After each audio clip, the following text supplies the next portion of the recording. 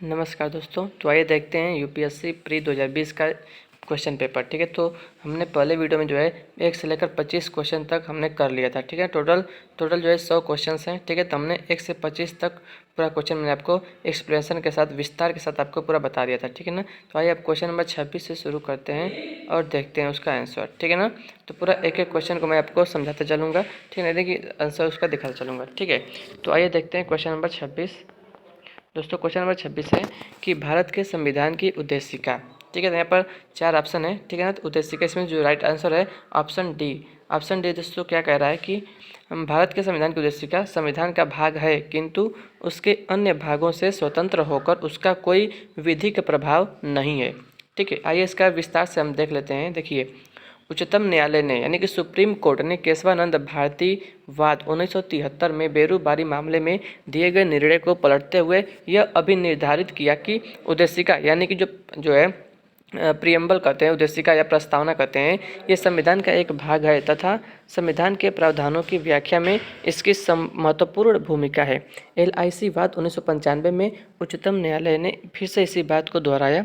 उद्देशिका के संबंध में 2 तथ्य महत्वपूर्ण हैं। पहला यह कि उद्देशिका न तो संसद को शक्ति प्रदान करती है और न ही उस पर प्रतिबंध लगाती है। ठीक है, तो पहला बात ये इंपॉर्टेंट है, याद रखिएगा। और दोस्तों देखिए, और दूसरा, उद्देशिका में उल्लिखित शब्द गैर न्यायोचित हैं, अर्थात उसका कोई विधिक प्रभाव नहीं है। ठीक है ना। तो फ्रेंड्स याद रखिए, क्वेश्चन नंबर 26 इंपॉर्टेंट है। ठीक है, अगला प्रश्न देखते हैं। क्वेश्चन नंबर 27 है, स्वर्ण ट्रांस रिजर्व ट्रांस निर्दिष्ट करता है। ठीक है, तो ऑप्शन डी सही है, IMF द्वारा इसके सदस्यों को प्रदत्त एक साख प्रणाली को। ठीक है, तो याद रखिएगा, स्वर्ण ट्रांस यानी कि रिजर्व ट्रांस निर्दिष्ट करता है IMF द्वारा इसके सदस्यों को प्रदत्त एक साख प्रणाली को। ठीक है, और यहाँ पर इसका वही लिखा गया है। ठीक है, 28 नंबर देखते हैं, भारत के संविधान के भाग 4 में अंतर्विष्ट प्रावधानों के संदर्भ में निम्नलिखित कथनों में से कौन सा सही है। ठीक है, तो यहाँ पर पहला लिखा है, वे न्यायालयों द्वारा प्रवर्तनीय होंगे। ठीक है, दूसरा है, वे किसी भी न्यायालय द्वारा प्रवर्तनीय नहीं होंगे। अब तीसरा है, इस भाग में अधिकथित सिद्धांत राज्य के द्वारा कानून बनाने को प्रभावित करेंगे। ठीक है, तो भाग 4 दोस्तों, भाग 4 में क्या था, DPSP यानी कि राज्य के नीति निर्देशक तत्व आते हैं। ठीक है ना। तो दोस्तों कौन सा इसमें से सही है, ऑप्शन डी यानी कि केवल 2 और 3 सही है। तो 2 कौन सा 2 क्या कर रहा है कि वे किसी भी न्यायालय द्वारा प्रवर्तनीय नहीं होंगे, यानी कि आप उस पर जो है मतलब न्यायालय नहीं जा सकते हैं। ठीक है, और तीसरा कह रहा है कि इस भाग में अधिकथित सिद्धांत राज्य के द्वारा कानून बनाने को प्रभावित करेंगे। ठीक है, तो ये सही है। तो दूसरा और तीसरा यहाँ पर सही है। ठीक है ना। और ऑप्शन के हिसाब से यहाँ पर ऑप्शन डी आपको क्लिक करना है। ठीक है, केवल 2 और 3। ठीक है, और यहाँ पर अब देख भी सकते हैं, लिखा भी है व्याख्या, भारतीय संविधान के अनुच्छेद 37 के अनुसार, अनुच्छेद याद रखिएगा 37, राज्य की नीति के निर्देशक तत्व किसी न्यायालय द्वारा प्रवर्तनीय नहीं होंगे, किंतु देश के शासन में मूलभूत है और विधि बनाने में इन तत्वों को लागू करना राज्य का कर्तव्य होगा। ठीक है, आइए क्वेश्चन नंबर देखते हैं 29। क्या कह रहा है कि निम्नलिखित कथनों पर विचार कीजिए। ठीक है ना। तो यहाँ पर देख लेते हैं, देखिए पहला कथन है, चारों कथन पर देख लेते हैं कितना जो कथन दिया है। ठीक है, तो कौन सा सही है, यहाँ पर देखिए ऑप्शन डी यानी कि न तो एक और न ही दो, यानी कि दोनों कथन वो गलत कर रहा है। ठीक है, तो हम यहाँ पर कथन नहीं पढ़ेंगे, डायरेक्ट इसका एक्सप्लेनेशन देख लेते हैं, विस्तार देख लेते हैं। ठीक है ना, क्योंकि गलत तब पढ़ेंगे तो थोड़ा सा मतलब, देखिए यहाँ पर व्याख्या देख लेते हैं। मतदान की न्यूनतम आयु 18 वर्ष की है, जबकि राज्य विधानसभा की सदस्यता की न्यूनतम आयु 25 वर्ष है। ठीक है, और लोक प्रतिनिधित्व अधिनियम की धारा 8(3) के अनुसार किसी अपराध में 2 वर्ष या उससे अधिक का कारावास होने पर कोई भी व्यक्ति तत्काल प्रभाव से चुनाव लड़ने के लिए अयोग्य हो जाता है। साथ ही सजा पूरी करने के तुरंत बाद से 6 वर्ष तक वह व्यक्ति अयोग्य रहेगा। ठीक है, संदर्भ देखिए अनुच्छेद 164(4), 173 ख और RPA और 1951 8(3) में ये सारी बातें कही गई हैं। ठीक है ना। आइए क्वेश्चन नंबर 30 देखते हैं कि तो क्वेश्चन नंबर 30 कर रहा है कि पहला निम्नलिखित कथनों पर विचार करना है। 3 कथन दिया है। ठीक है, पूछा है कौन सा सही है, तो ऑप्शन देख लेते हैं, उत्तर देख लेते हैं, और उत्तर सी है, यानी कि केवल 1 और 3 सही है। ठीक है ना। तो एक में क्या कर रहा है कि भारत का राष्ट्रपति ऐसे स्थान पर जिसे वह ठीक समझे संसद का सत्र आहूत यानी कि आह्वान कर सकता है, तो सही है। ठीक है ना। और जो तीसरा है, तीसरा क्या कह रहा है कि 1 वर्ष में दिनों की क्यों न्यूनतम संख्या निर्धारित नहीं है जब संसद का चलना आवश्यक हो। ठीक है ना, तो 1 और 3 सही है। दूसरा कहा था कि भारत का संविधान 1 वर्ष में संसद के 3 सत्रों का प्रावधान करता है, किंतु सभी सत्रों का चलाया जाना अनिवार्य नहीं है, तो दूसरा गलत है। 1 और 3 यहाँ पर सही है। ठीक है ना, ऑप्शन सी यहाँ पर पढ़ लेते हैं इसको। अनुच्छेद 85(1) के अनुसार राष्ट्रपति समय समय पर संसद के प्रत्येक सदन को ऐसे समय और स्थान पर जो वह ठीक समझे अधिवेशन के लिए आहूत करेगा। संविधान में संसद के 3 सत्रों का कोई वर्णन नहीं है और न ही संसद के कार्यदिवस की संख्या निर्धारित की गई है। ठीक है, सत्रों के संबंध में अनुच्छेद 85 में ही कहा गया है कि संसद के सत्रों में 6 माह से ज़्यादा का अंतर नहीं होना चाहिए। ठीक है, क्वेश्चन नंबर 31 देखते हैं। निम्नलिखित कथनों पर विचार कीजिए। ठीक है, तो यहाँ पर चार कथन दिए गए हैं। देखिए कौन सा पूछा है, कौन सा सही है। तो ऑप्शन उत्तर सही, ऑप्शन बी 2 और 4 कथन यहाँ पर सही है। ठीक है ना, 2 और 4। तो 2 में क्या कहा गया है कि राज्य निजी निगमों से आधार डेटा को साझा करने के लिए कोई अनुबंध नहीं कर सकता। तो ये सही बात है। ठीक है, और कौन सा था, चौथा वाला, आधार भारत की संचित निधि से हित लाभ प्राप्त करने के लिए अनिवार्य है। ठीक है ना, तो बी वाला 2 और 4। ठीक है ना, तो यहाँ पर 2 और 4 यहाँ पर सही है। और पहला कहा था कि आधार मेटा डेटा को 3 महीने से अधिक संग्रहित नहीं कर रखा जा सकता, तो गलत बात है। और तीसरा वाला आधार बीमा उत्पादों को प्राप्त करने के लिए अनिवार्य है, तो ये भी गलत बात है। ठीक है ना, तो केवल 2 और 4 यहाँ पर सही हो जाएगा। ठीक है, तो ऑप्शन यहाँ पर हो जाएगा ऑप्शन बी, केवल 2 और 4 सही है। ठीक है, और यहाँ पर आप देख भी सकते हैं व्याख्या है, आधार डाटा को 6 महीने से ज़्यादा स्टोर नहीं किया जा सकता। आधार की अनिवार्यता केवल कल्याणकारी योजनाओं, पैन कार्ड लिंकेज तथा आयकर फाइल करने आदि के लिए ही है। ठीक है, उच्चतम न्यायालय ने आधार एक्ट 2018 में निजी कंपनियों को डाटा साझा करने संबंधी प्रावधान को रद्द कर दिया। इसके साथ ही कल्याणकारी योजनाओं पर संचित निधि से व्यय के मामले में आधार की अनिवार्यता को वैध ठहराया। ठीक है ना, तो यहाँ पर आइए देखते हैं अगला क्वेश्चन नंबर 32। राज्यसभा की लोकसभा के समान शक्तियाँ किस क्षेत्र में हैं।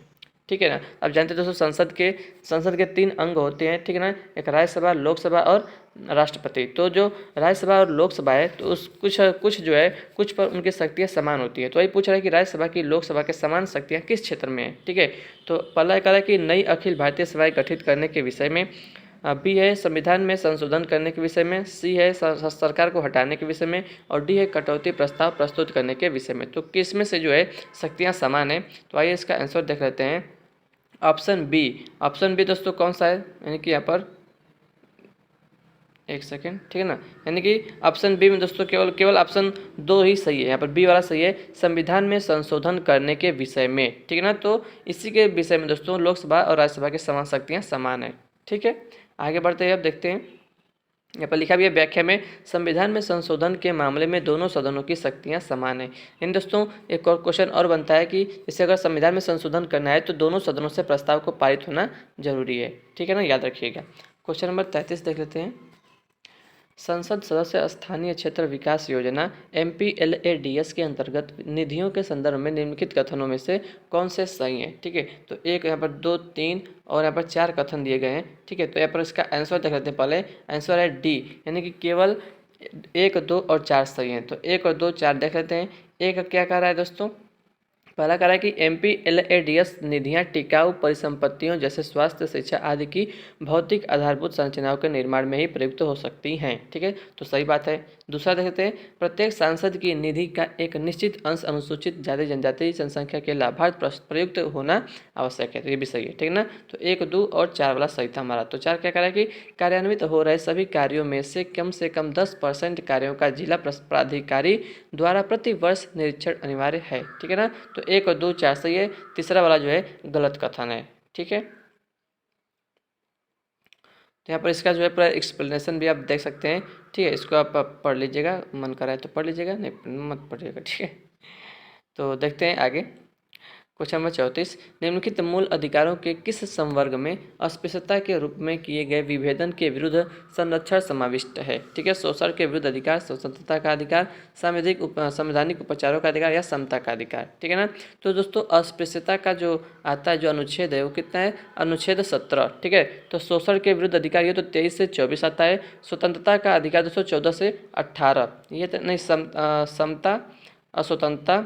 ठीक है, तो देख लेते हैं इसको। आंसर देखिए डी सही है, समता का अधिकार। समता दोस्तों देखिए, समता जो है वो अनुच्छेद 14 से 18 तक आता है, समता का अधिकार। ठीक है, तो इसी के बीच में आता है अनुच्छेद 17 संबंधित है किससे, अस्पृश्यता संबंधित है। ठीक है ना, तो यहाँ पर सही हो जाएगा, ऑप्शन डी सही हो जाएगा। ठीक है, आप देखते हैं अगला क्वेश्चन, भारत में न्यायपालिका का कार्यपालिका से पृथक्करण किस से व्यादेशित है? व्यादेशित है न्यायपालिका का क्या कार्यपालिका से पृथक्करण। दोस्तों तो ये अनुच्छेद 50 में आता है, ठीक है ना, जहाँ तक मुझे याद है अनुच्छेद 50 में आता है कार्यपालिका का जो है न्यायपालिका से पृथक्करण, ठीक है। तो कार्य किससे व्यादेशित है? संविधान की उद्देशिका द्वारा, राज्य की नीति के निर्देशक तत्व द्वारा, 7वीं अनुसूची द्वारा या फिर परंपरागत व्यवहार द्वारा, ठीक है ना।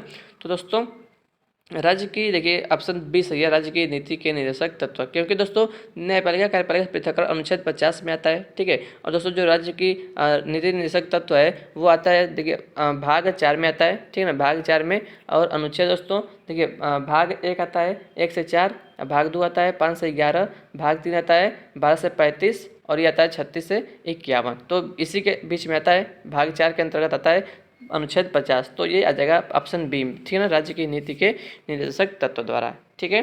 तो यहाँ पर देखिए अब आता है अगला क्वेश्चन 36, वित्त मंत्री संसद में बजट प्रस्तुत करते हुए उसके साथ अन्य प्रलेख भी प्रस्तुत करते हैं जिनमें वृहद आर्थिक रूपरेखा विवरण the macro economic framework statement भी सम्मिलित रहता है। यह पूर्वोक्त प्रलेख निम्न आदेशन के कारण प्रस्तुत किया जाता है। तो यहाँ पर देखिए 4 ऑप्शन है, यहाँ पे 4 कथन दिए गए हैं, ठीक है। आइए पर इसका देख लेते हैं आंसर कौन सही है, फिर हम उसको पढ़ लेंगे, ठीक है ना। देखिए यहाँ पर सही है डी में दोस्तों, डी वाला केवल सही है। तो डी वाला क्या कह रहा है कि राजकोषीय उत्तरदायित्व एवं बजट प्रबंधन अधिनियम 2003 के प्रावधानों के कारण, ठीक है ना। तो इसको याद रखिएगा। आइए इसका व्याख्या देख लेते हैं, बहुत ही इंपॉर्टेंट है ये क्वेश्चन। देखिए व्याख्या कर रहा है कि राजकोषीय उत्तरदायित्व और बजट प्रबंधन अधिनियम 2003 के अंतर्गत अधिदेशित विवरण, तो बृहद आर्थिक रूपरेखा विवरण और मध्यावधि राजकोषीय नीतिगत राजकोषीय नीतिगत कार्य योजना विवरण, ठीक है ना।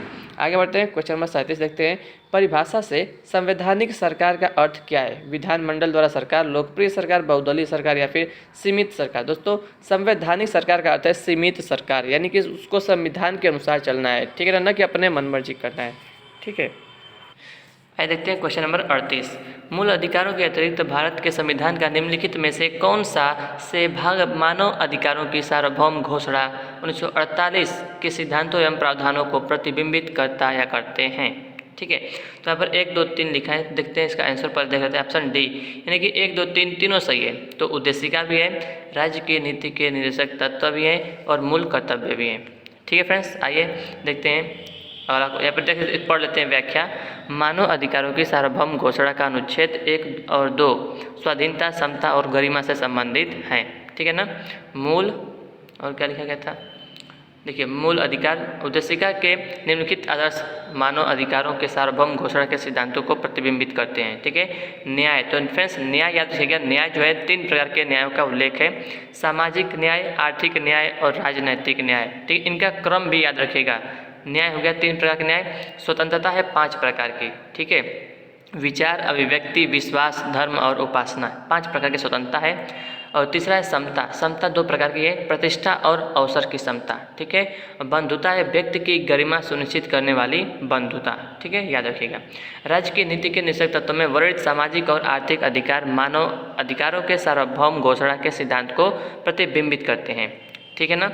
और इसको भी थोड़ा देख लीजिएगा। आगे बढ़ते हैं, ठीक है। क्वेश्चन नंबर 39, भारत में विधिक सेवा प्रदान करने वाले प्राधिकरण लीगल सर्विसेज अथॉरिटीज निम्नलिखित में से किस प्रकार के नागरिकों को निःशुल्क विधिक सेवाएं प्रदान करते हैं, ठीक है। तो यहाँ पर देखिए 4 जो है यहाँ पर दिए गए हैं कथन, तो इसमें से सही कौन से है पहले आइए देख लेते हैं इसका आंसर, ठीक है। उत्तर ए सही है, यानी कि केवल 1 और 2 सही है। तो 1 में कहा गया है कि कहा गया है कि 1 लाख से कम वार्षिक आय वाले व्यक्ति को ही दिया जाएगा निःशुल्क विधिक सहायता, ठीक है। और दूसरा कह रहा है कि 2 लाख से कम वार्षिक आय वाले ट्रांसजेंडर को दिया जाएगा। तो केवल 1 और 2, ठीक है ना, इन्हीं लोगों को विधिक सहायता मिलेगा निःशुल्क, ठीक है। तो आइए अब देखते हैं, आगे बढ़ते हैं, ठीक है। व्याख्या देख सकते हैं आप, निःशुल्क विधिक सहायता के लिए योग्य अभ्यर्थी कौन कौन लोग हैं? महिलाएं और बच्चे, अनुसूचित जाति अनुसूचित जनजाति के सदस्य, औद्योगिक श्रमिक, बड़ी आपदाओं, हिंसा, बाढ़, सूखे, भूकंप और औद्योगिक आपदाओं के शिकार लोग, विकलांग व्यक्ति, हिरासत में रखे गए लोग, ऐसे व्यक्ति जिनकी वार्षिक आय 1 लाख रुपए से अधिक नहीं है तथा बेगार या अवैध मानव व्यापार के जो शिकार हैं, वही लोग केवल जो है निःशुल्क विधिक सहायता के अभ्यर्थी रहेंगे, ठीक है। और देखिए अगला पॉइंट है कि वरिष्ठ नागरिकों के लिए मुफ्त कानूनी सहायता की पात्रता संबंधित राज्य सरकारों द्वारा निर्धारित नियमों पर निर्भर करती है, ठीक है। आगे बढ़ते हैं, अगला प्रश्न देखते हैं। निम्नलिखित युग्मों पर विचार कीजिए। ठीक है, तो यहाँ पर देखिए 4 दिया गया है और चारों को मिलान करना विषय है, किससे को जो है किससे क्या संबंधित है बताना है आपको। ठीक है, तो राइट आंसर ऑप्शन सी केवल 1 और 3। तो दोस्तों 1 वाला देखिए अल्मा आटा घोषणा, तो लोगों के स्वास्थ्य की देखभाल, सही है। ठीक है, और 3 है तला नोवा संवाद वैश्विक जलवायु परिवर्तन, ये पहला और तीसरा सही है, बाकी दोनों गलत है। ठीक है ना, तो आइए आगे बढ़ते हैं। क्वेश्चन 41 है कि भारत के इतिहास के संदर्भ में निम्नलिखित युग्मों पर विचार कीजिए। ठीक है ना, तो देखते हैं इसका आंसर, देख लेते हैं पहले कौन सा सही है। तो ऑप्शन विकल्प यहाँ पर बी सही है। ठीक है ना, बी में क्या कह रहा था देख लेते हैं यहाँ पर हम। बी में क्या है केवल 2 और 3, यहाँ पर केवल 2 और 3 यानी कि बेनियान ईस्ट इंडिया कंपनी का भारतीय एजेंट, सही है। और तीसरा है मिरासीदार, ये राज्य का नामित राजस्व दाता है। ठीक है ना, तो 2 और 3 यहाँ पर सही है। पहला वाला औरंग राजकोष का प्रभारी, ये गलत है। ठीक है ना, और यहाँ पर इसका व्याख्या भी किया गया है। देखिए व्याख्या, औरंग क्या है, ये निर्मित वस्तुएं रखने की जगह, उसको हम औरंग बोलते हैं। ठीक है, बेनियान क्या था, ईस्ट इंडिया कंपनी के भारतीय एजेंट के रूप में कार्य करते थे। और मिरासदार यह राज्य का नामित राजस्वदाता होता था। ठीक है, अब देखिए अगला क्वेश्चन है भारत के धार्मिक इतिहास के संदर्भ में निम्नलिखित कथनों पर विचार कीजिए। तो 3 कथन है, इसमें से सही कौन सा है, आप विकल्प बी केवल 2 और 3। तो 2 में क्या कहा गया है, लोकोत्तरवादी संप्रदाय बौद्ध धर्म के महासांघिक संप्रदाय की एक शाखा थी, सही बात है। और तीसरा महासांघिकों द्वारा बुद्ध के देवत्वारोपण ने महायान बौद्ध धर्म को प्रोत्साहित किया, तो ये भी सही बात है। ठीक है, तो यहाँ पर 2 और 3 सही हो जाएगा, पहला गलत है। ठीक है, और अगला क्वेश्चन है 43, निम्नलिखित में से कौन सा कथन औद्योगिक क्रांति के द्वारा 19वीं शताब्दी के पूर्वार्ध में भारत पर पड़े प्रभाव की सही व्याख्या करता है। तो यहाँ पर 4 कथन है। ठीक है, तो केवल विकल्प ए सही है, भारतीय दस्तकारी उद्योग नष्ट हो गए थे। ठीक है, तो याद रखिएगा केवल यहाँ पर विकल्प ए सही है, भारतीय दस्तकारी उद्योग नष्ट हो गए थे। ठीक है, आगे बढ़ते हैं। यहाँ पर उसका व्याख्या भी है, उसका देख लीजिएगा थोड़ा सा।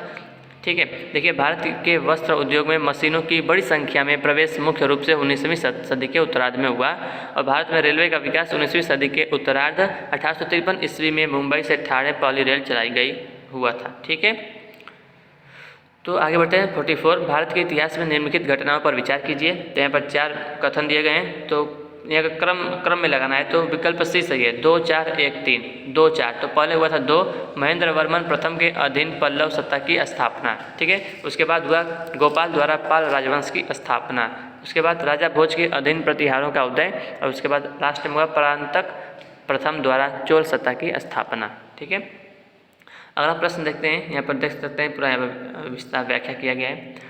अगला क्वेश्चन, निम्नलिखित में से कौन सा उपवाक्य उत्तर हर्षकालीन स्रोतों में प्रायः उल्लिखित हुंडी के स्वरूप की परिभाषा बताता है। तो उत्तर है सी विनिमय पत्र। ठीक है, आगे बढ़ते हैं, अगला क्वेश्चन देखते हैं। अगला क्वेश्चन नंबर 43 है, स्वतंत्रता संग्राम के समय लिखी गई सखा राम गणेश देउस्कर की पुस्तक देशेर कथा के संदर्भ में निम्नलिखित कथनों पर विचार कीजिए। ठीक है, तो यहाँ पर जो है 3 कथन है, तो कौन सा कथन सही है, तो उत्तर है ए, यानी केवल 1 और 2 सही है। तो 1 में क्या कहा गया है, इस पुस्तक ने औपनिवेशिक राज्य द्वारा मस्तिष्क की सम्मोहक विजय के विरोध में चेतावनी दी। ठीक है, दूसरा, इस पुस्तक ने स्वदेशी नुक्कड़ नाटकों तथा लोकगीतों को प्रेरित किया। ठीक है, तो 1 और 2 यहाँ पर सही है कथन है। ठीक है, आगे बढ़ते हैं। यहाँ पर पूरा व्याख्या किया गया है, इसको पढ़ लीजिएगा। ठीक है ना, इसको पढ़ते हैं। लास्ट वाला कथन, देउस्कर ने अपनी इस पुस्तक में अनेक स्थानों पर देश शब्द का प्रयोग किया है। इसमें विभिन्न घटनाओं का विश्लेषण इस अंदाज में किया गया है कि देश शब्द के भौगोलिक विस्तार को स्पष्टतः समझा जा सकता है। विद्वानों ने इस पुस्तक को इसके गुणों के आधार पर ब्रिटिश साम्राज्य में गुलामी की जंजीरों में जकड़ी और शोषण की यात्रा में जीती मरती भारतीय जनता के चित्कार का दस्तावेज करार दिया है। ठीक है, तो देख लीजिएगा आगे। और दोस्तों, सखाराम गणेश देउस्कर स्वयं मराठी थे, फिर भी उन्होंने इस पुस्तक का लेखन बांग्ला भाषा में किया। इन्हीं गुणों के आधार पर विद्वानों ने इस पुस्तक को स्थानीयता व अखिल भारतीयता का अद्भुत संगम माना है। इससे स्पष्ट है कि पुस्तक में प्रयुक्त देश शब्द भौगोलिक विस्तार की दृष्टि से बंगाल ही नहीं अपितु अखिल भारत को अभिव्यक्त करता है। ठीक है, अगला प्रश्न है, गांधी इरविन समझौते में निम्नलिखित में से क्या सम्मिलित था।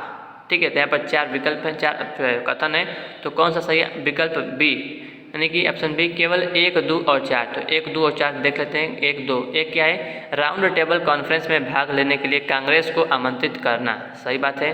दूसरा है असहयोग आंदोलन के संबंध में जारी किए गए अध्यादेशों को वापस लेना, ठीक है, तो ये भी सही है। 1, 2 और 4 केवल उन्हीं कैदियों को रिहाई जिन पर हिंसा का अभियोग नहीं था, ठीक है, तो 1, 2 और 4 यहाँ पर कथन सही है। और तीसरा कथन कर रहा है कि पुलिस की ज्यादतियों की जांच करने हेतु गांधी जी के सुझाव की स्वीकृति, तो ये गलत है, ठीक है, तो 1, 2 और 4 यहाँ पर कथन सही है, तीसरा कथन गलत है, ठीक है। और यहाँ पर इसको पढ़ लेते हैं। गांधी इरविन समझौता, याद रखिएगा 5 मार्च 1931 को हुआ, 5 मार्च 1931 को हुआ। इसमें अंग्रेजों द्वारा स्वीकार की गई मांगें शामिल थीं, जैसे उन सभी राजनैतिक कैदियों की रिहाई जिन पर हिंसा का अभियोग नहीं था, सविनय अवज्ञा आंदोलन के संबंध में जारी अध्यादेशों को वापस लिया जाना, तटीय क्षेत्रों में बसे लोगों को नमक बनाने की अनुमति देना और कांग्रेस को गोलमेज सम्मेलन में शामिल होने के लिए आमंत्रित करना इत्यादि। अतः कथन 1, 2 और 4 सही है, ठीक है। आगे बढ़ते हैं और देखिए, वहीं इस समझौते के तहत गांधी जी द्वारा पुलिस द्वारा की गई ज्यादतियों की जाँच करने संबंधी मांग को वायसराय ने अस्वीकार कर दिया था, अतः 3 कथन सही नहीं है, ठीक है, कथन 3 सही नहीं है। अगला प्रश्न है 48 नंबर का, अस्पृश्य समुदाय के लोगों को लक्षित कर प्रथम मासिक पत्रिका विटाल विध्वंसक किसके द्वारा प्रकाशित की गई थी, ठीक है, तो उत्तर है ए, गोपाल बाबा वलंगकर, गोपाल बाबा वलंगकर, ठीक है। देखिए इसको पढ़ लेते हैं विस्तार से, व्याख्या क्या है। विटाल विध्वंसक नामक मासिक पत्रिका का प्रकाशन गोपाल बाबा वलंगकर, गोपाल कृष्ण द्वारा किया गया था। यह पत्रिका अस्पृश्य समुदाय के लोगों के उत्थान को समर्पित थी। गोपाल बाबा वलंगकर ने 1894 ईस्वी में महार समुदाय के लोगों को सरकारी नौकरी में भर्ती कराने हेतु भी प्रयास किया था, ठीक है। इस प्रकार विकल्प ए सही उत्तर होगा, ठीक है। क्वेश्चन नंबर 549, भारत के इतिहास के संदर्भ में कुल्यवाप तथा दृढ़वाप शब्द क्या निर्दिष्ट करते हैं, तो उत्तर है ए, भूमाप, भूमाप, ठीक है। देख लीजिए यहाँ पर गुप्त व गुप्तोत्तर काल में खरीवाप, कुल्यवाप, दृढ़वाप, नालिकवाप, खंडूकवाप तथा निवर्तन इत्यादि भूमाप की इकाइयाँ थीं। इस प्रकार विकल्प ए सही उत्तर होगा, ठीक है। तो क्वेश्चन नंबर 50 है, निम्नलिखित में से किस शासक ने अपनी प्रजा को इस अभिलेख के माध्यम से परामर्श दिया, क्या परामर्श दिया था। कोई भी व्यक्ति जो अपने संप्रदाय को महिमा मंडित करने की दृष्टि से अपने धार्मिक संप्रदाय की प्रशंसा करता है या अपने संप्रदाय के प्रति अत्यधिक भक्ति के कारण अन्य संप्रदायों की निंदा करता है, वह अपितु अपने संप्रदाय को गंभीर रूप से हानि पहुंचाता है, ठीक है ना। तो दोस्तों ये प्रजा को उसने परामर्श दिया था, कौन से शासक ने दिया था, तो अशोक, समुद्रगुप्त, हर्षवर्धन, कृष्णदेव राय, तो दिया था किसने, अशोक ने दिया था, ठीक है। व्याख्या देख लेते हैं। मौर्य सम्राट अशोक ने अपने 14 बृहद शिलालेखों में से 12वें शिलालेख में धर्म के प्रति अपने दृष्टिकोण को स्पष्ट करते हुए कहा है कि हमें अपने धर्म का आदर करना चाहिए किंतु दूसरे धर्म या संप्रदाय की निंदा नहीं करनी चाहिए। यदि कोई व्यक्ति स्वयं के धर्म को महिमा मंडित करते हुए दूसरे धर्म या संप्रदाय की आलोचना करता है तो ऐसा करते हुए वह वास्तव में स्वयं के धर्म को ही क्षति पहुंचा रहा होता है। अतः हमें एक दूसरे धर्म के लोगों को सुनना चाहिए और उनकी अच्छी बातों को स्वीकार करना चाहिए, तभी संसार का कल्याण संभव हो सकेगा, ठीक है दोस्तों। इस प्रकार विकल्प ए सही उत्तर होगा, ठीक है ना। तो दोस्तों इस वीडियो में हमने देखा 25 क्वेश्चंस यूपीएससी जो 2020 में प्री पेपर 1 में जीएस में पूछा गया था, ठीक है ना। पिछले वीडियो में भी हमने देखा था 25 क्वेश्चन, ठीक है। तो हम टोटल हमने 50 क्वेश्चन देख लिए हैं, ठीक है। अब दोस्तों पार्ट 3 में अगले वीडियो में हम 25 अगले क्वेश्चन को देखेंगे, ठीक है, और पूरा विस्तार से उसकी हम व्याख्या करेंगे, ठीक है। तो दोस्तों आशा करते हैं कि आपको यह वीडियो पसंद आएगा, पसंद वीडियो को लाइक जरूर करेगा और चैनल पर नए हैं दोस्तों चैनल को सब्सक्राइब कर दीजिएगा, ठीक है ना। ऐसे दोस्तों मैं आपके लिए वीडियो लेकर आता रहूँगा और आपसे दोस्तों तो फ्रेंड्स कैसा लगा आप वीडियो कमेंट करके जरूर बताइएगा, ठीक है ना। वीडियो को लाइक जरूर करेगा, शेयर कर दीजिएगा, ठीक है फ्रेंड्स। तो मिलते हैं आपसे अगले वीडियो में। दोस्तों आज मेरा थोड़ा सा मूड गाने का कर रहा है तो आपको सोचा हूँ एक गाना सुना दूँ जाते जाते, ठीक है ना। तो सुन लीजिएगा और कैसा लगेगा, मतलब अगर अच्छा मैं गाऊंगा तो ठीक है, आपको अच्छा लगेगा तो बताइएगा जरूर कमेंट बॉक्स में, ठीक है। तो मैं शुरू करता हूँ। दिल ने मेरे तेरे दिल से कहा इश्क है तो वही जो है बेइंतहा, तूने कभी जाना ही नहीं मैं हमेशा से तेरा तेरा ही रहा कि जब तक जीऊँ मैं जीऊँ साथ तेरे, कि जब तक जीऊँ मैं जीऊँ साथ तेरे, फिर चांद बन जाऊँ तेरी गली का, मैं जिस दिन भुला दूँ तेरा प्यार दिल से, वो दिन आखिरी हो मेरी ज़िंदगी का, मेरी ज़िंदगी का। ठीक है दोस्तों, तो कैसा लगा कमेंट करके जरूर बताइएगा। ठीक है, तो मिलते हैं आपसे अगले वीडियो में। विदा रहता हूँ, नमस्कार, जय हिंद, जय भारत, वंदे मातरम।